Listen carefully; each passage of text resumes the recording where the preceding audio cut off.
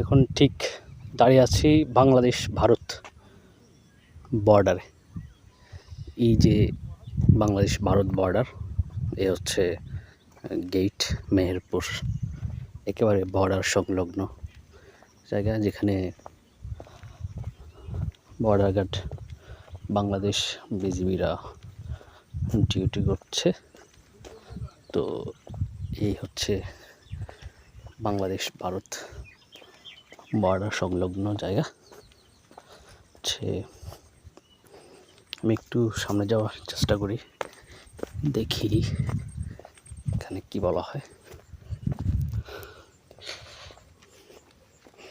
খুব সুন্দর একটা পরিবেশ।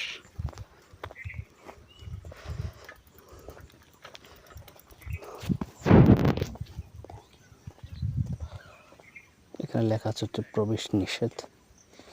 এই যে বাংলাদেশ বর্ডার গার্ড দায়িত্বরত কর্মকর্তারা।